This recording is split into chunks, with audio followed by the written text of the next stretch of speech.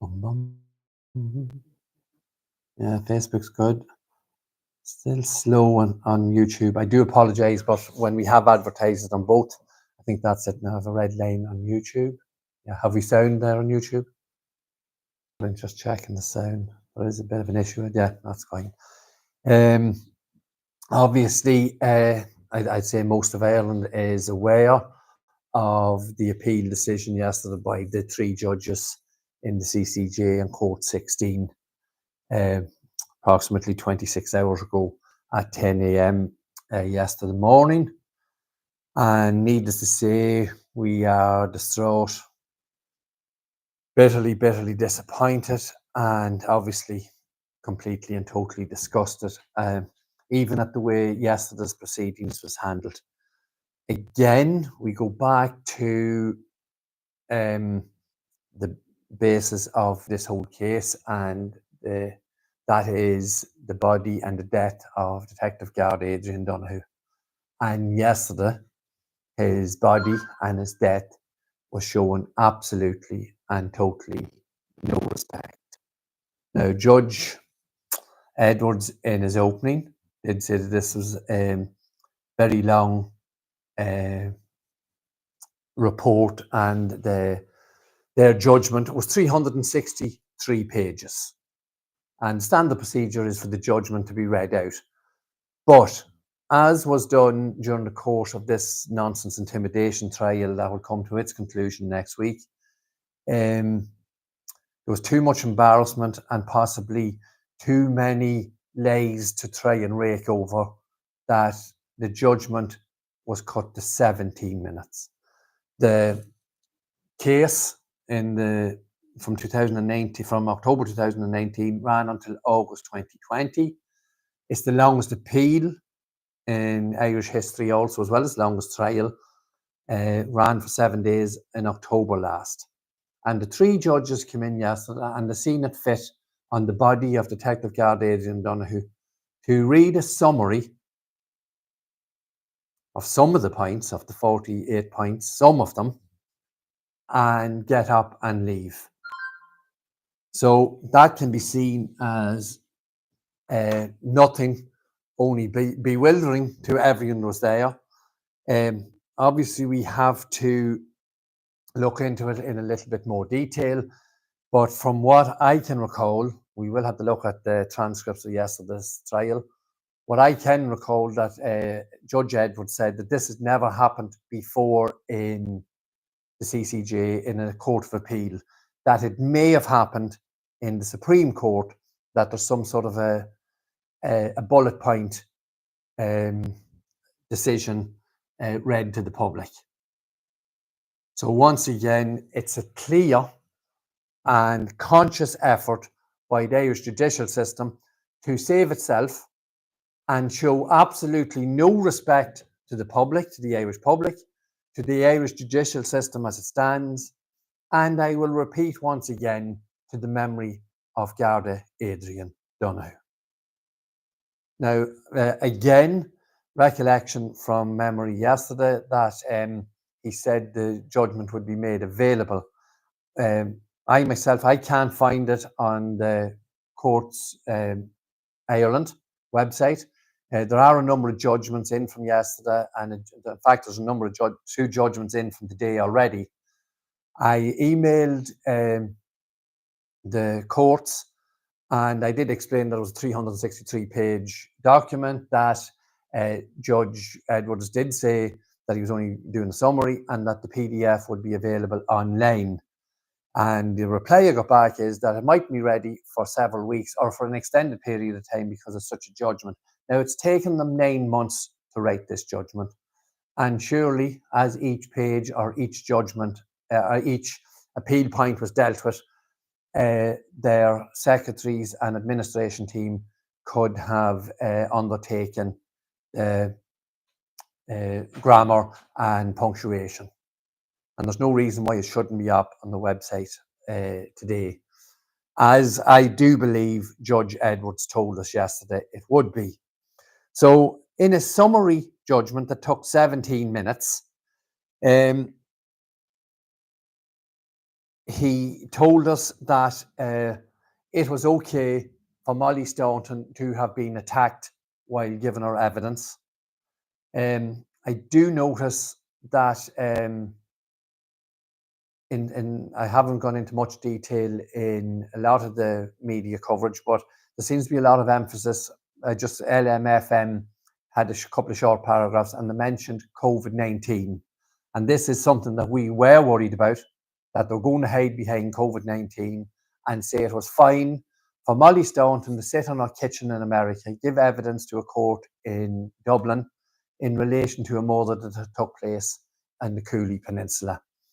And that it was okay for a young girl giving evidence from a kitchen to be physically assaulted and told, tell them what you're fucking supposed to tell them. And Judge White felt that was all right. And now we have 3 more judges in the Irish judicial system: Judge Edwards, Judge Kennedy, and Judge Burns seem to feel that that is acceptable also.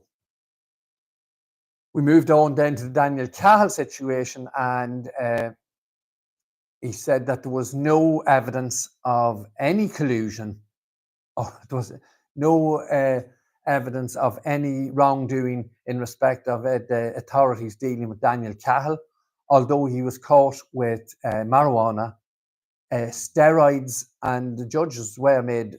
I'm not sure until we get the full judgment how they're going to cover up and see it as acceptable that the evidence was withheld that Cahill was also caught with illegal steroids. We know he is an illegal immigrant, and obviously some sort of deal was done. And we linked that Judge Edwards very quietly and in 1 or 2 sentences said he seen nothing wrong with the DPP, that's the Irish DPP email. If they cooperate, keep them. If they don't cooperate, initiate deportation proceedings. So Judge Edwards, Judge Burns, and Judge Kennedy were not able to link that email. If they talk, keep them. If they don't talk, deport them, with Daniel Cahill's very, very dubious position in New York. But he breezed over it, and again, it's something we'll have to go into in more detail, how the 3 judges, with all their years' experience, could not link that and see that as an issue that may have to be looked into in respect of a retrial. And the omissions, again, are glaring. I would suspect there is very rarely been a situation where an American agent has offered inducements to a suspect in a murder. The murder took place in the Republic of Ireland. The inducements was offered in an airport in Northern Ireland by an American attaché based in London in respect of a murder in the Republic of Ireland. And the 3 judges yesterday, having listened to the Katsky tape, and it was quite clear what Katsky was offering, and without a shadow of a doubt, hopefully we may be able to get the transcripts of the appeal. The defence or the prosecution, the DPP, had absolutely no answer to what Katsky was doing, and that somehow these 3 judges are believing that Homeland Security Officer Matt Katsky was acting as a maverick, and none of the Irish authorities were aware that, that an American agent was offering inducements to an alleged suspect. So how these conclusions have been reached at, as I say, we will have to go into more and more detail. And obviously we have more of this to go through on Tuesday, where we are going to see sentencing of Aaron and his co-accused Eden Byrne for a tendency to pervert the course of justice. And no doubt much will be made of that in the mainstream media on Tuesday. And again, it creates a narrative and it suits the storyboard and the storytelling by the Irish state. We would most sincerely like to thank all those who attended the court yesterday and how they behaved, for taking the effort to be with us as family and friends. It is greatly, greatly appreciated. And I don't think you will ever understand how important it was that you were there yesterday for us. And just someone holding your shoulder, holding your hand, giving you a hug, meant a great, great deal. We have never disrespected Adrian Donoghue, and we have never disrespected his family in the entirety of this campaign. And we have felt nothing but empathy for both Adrian Donoghue and his family. But yesterday, and this is my personal opinion, I think it's the opinion of a lot of people there yesterday, the behaviour of Adrian Donoghue's two brothers and his sister, in conjunction with the members of Garda Síochána and the DPP, and I'll just say it was distasteful. It would appear that they were after winning a football match just outside Court 16. Unfortunately, I had it's something that happened sort of unexpectedly when I did have all the evidence given to Aaron. I seen Adrian Donoghue's injuries. I seen what happened to him. And I know if that was a member of my family, at no time would I be cheering or shouting or going around laughing and clapping people on the back.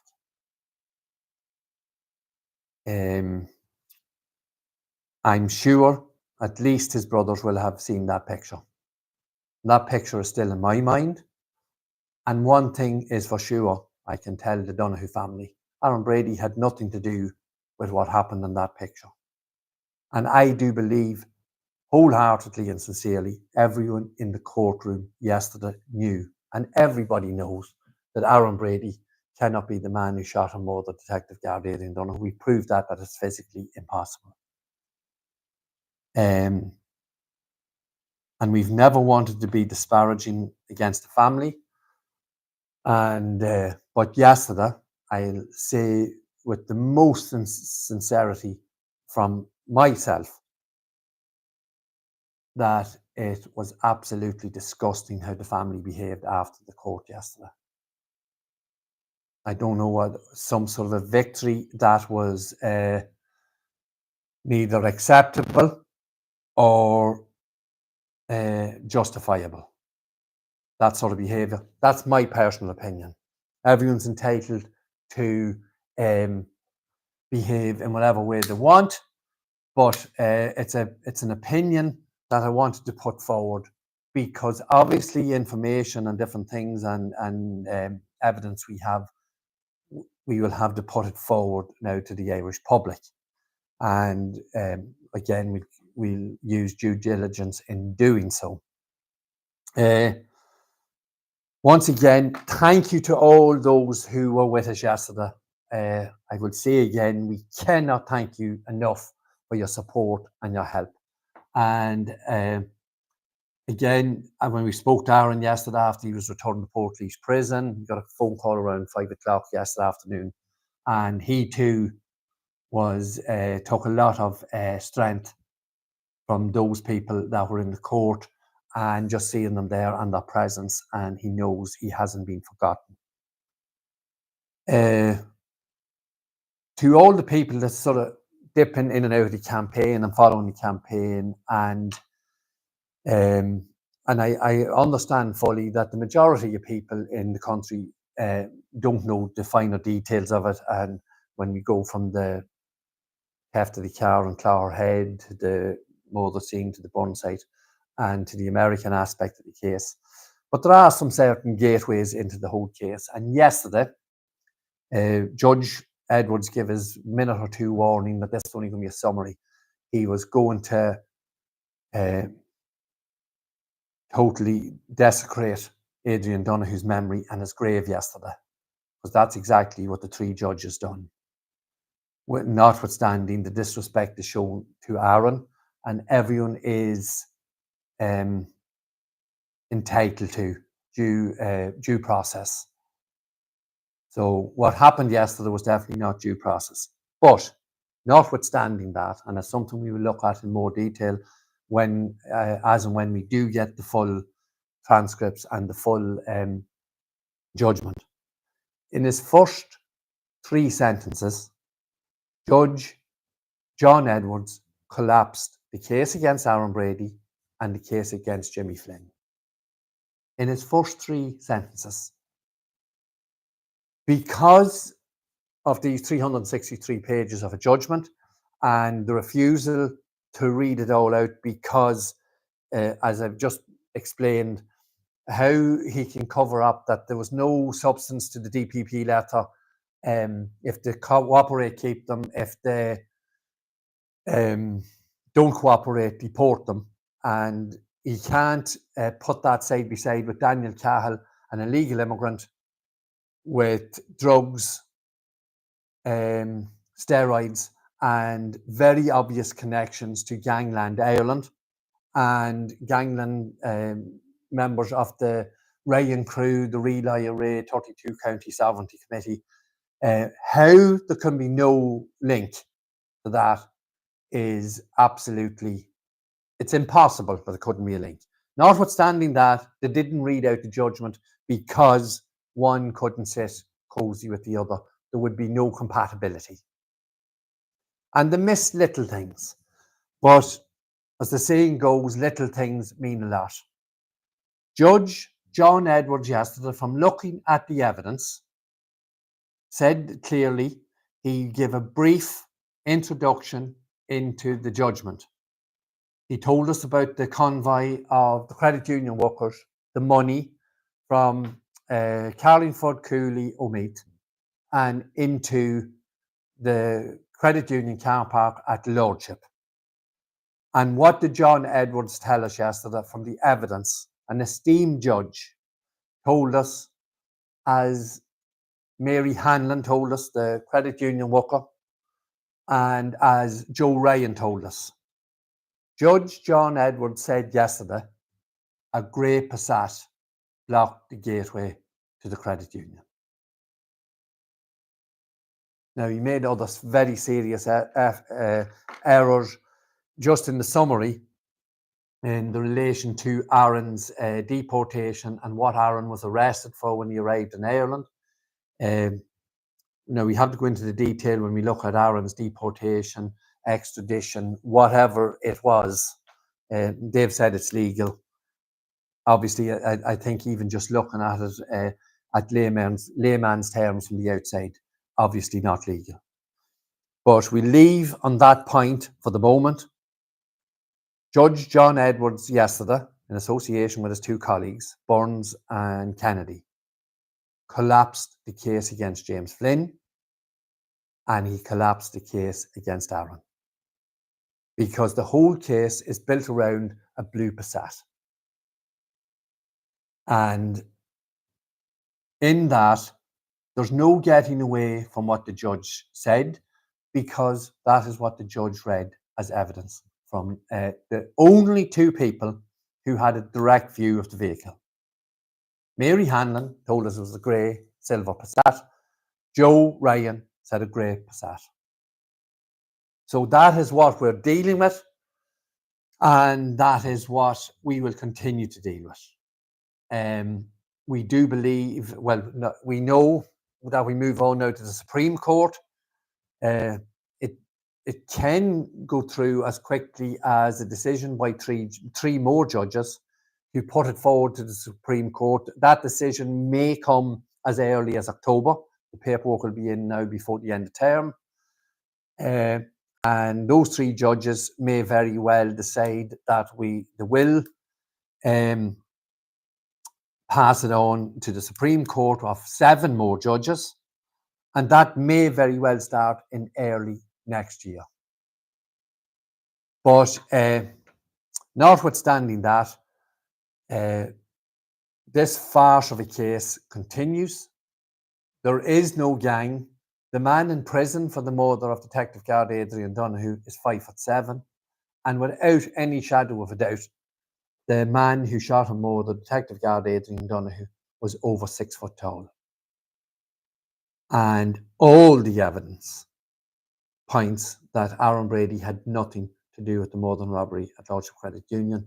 And these 3 judges took it upon themselves yesterday to save this face of the state, because as and when Aaron's case is overturned, it will show the Irish judicial system for what it is at all levels, both ministerially, at administration and DPP, and obviously then CBI in Harcourt Street, and obviously Dundalk Garda Station.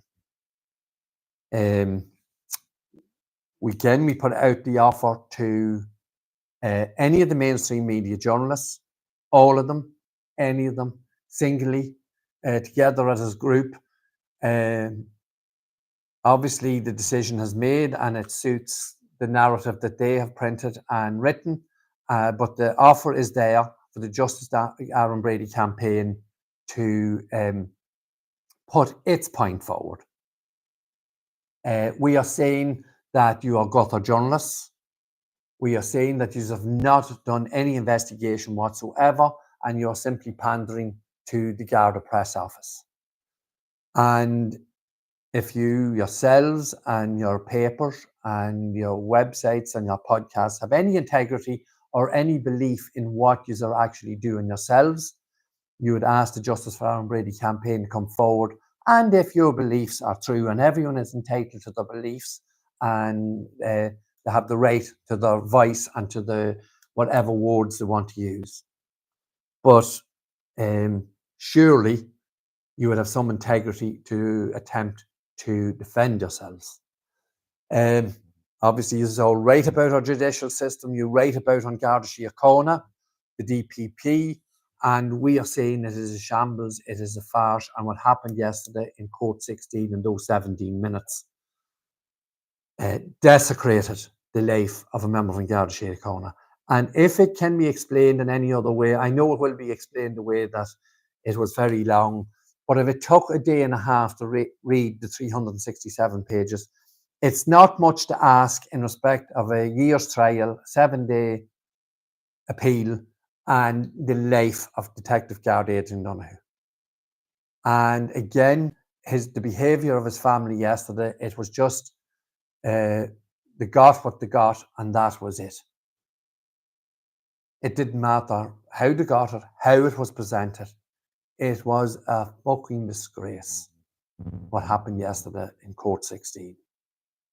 And if the O'Donoghue family, the DPP, on Garda Síochána, the Irish judicial system, the Minister for Justice, or any political party believes what happened yesterday is good for the state of Ireland and for our little country, I would contest that most sincerely, and I would contest it and debate it with anyone. So that request is still there. If you care a dot, if any one of you care a dot or a scintilla for Adrian Donoghue, stand up for his name, because I say you've disgraced it and you belittled it yet again. So obviously we will be continuing with the videos and Aaron's campaign. Thank you to one and all, and Aaron very, very much appreciated all the support yesterday. It was very much needed, and the positive energy from all you people was absolutely fantastic. Once again, thank you for watching. And we did put out a little note yesterday, and the essence of it was evil conquers when good people do nothing. And I'm going to be brutally honest, and I have a lot of friends and a lot of acquaintances and people I know through sport and my work. But the adage or the story that some people portray is, we're watching the videos, Tony, we're watching Aaron's campaign, but we can't share it, we can't like it because of one reason or another. It's predominantly work. And all I can say to use people, all the people, I do understand it, but at the same time, our rebuttal to that is, if you're working or living in a state where you have absolutely you feel in your own heart that you haven't the right to like or share a campaign video. I think it's very sad, and obviously it does show the state of the nation. And I suppose, to be brutally honest, I don't really want to hear that again, because I will react to it. And we don't want to fall out with anyone. But as seeing our son being driven away yesterday back to Portlaoise, a whole lot of sirens and noise and show and fanfare. Like Aaron was up in court over the nonsense intimidation stuff, and no, none of that noise. What changed yesterday? Only the cameras was there, and it is all aesthetics. And we really, really need people to see that. It is all aesthetics. It is all lies. It is all a false narrative. And if you are not willing to press the button to like or to share, as simple as that, you are fully aware, everyone is fully aware of how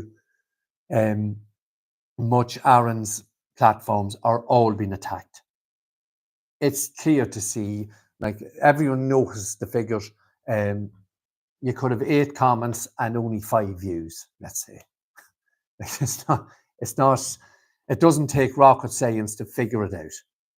And we know from the back end of the sites what's happening and how shadow banning and all that is taking place. And we really do need, we have begged before, and I beg again, and sorry that we have to be blunt about how we feel about those who can't click. And if that is the case, you have to accept that that is the state we live in. That you're in fear of pressing the button on your own phone to watch what you want, to like what you want, or to comment or to share. So that's where we are with the state of the nation in respect of Aaron's case. We will continue with the videos. And again, for those who are supporting us, thank you so, so much. Please, please continue to do so. And we will continue with Aaron's campaign. Obviously have to reevaluate, and we look forward to obviously our day in the Supreme Court. Thank you once again for watching. Please like, comment and share. As I've said, it's so important, because without public pressure, the Aaron's campaign and Aaron's case, it is too easy for those evil people in power to suppress us. So once again, thank you, and we'll see you all again in the next video. Thank you.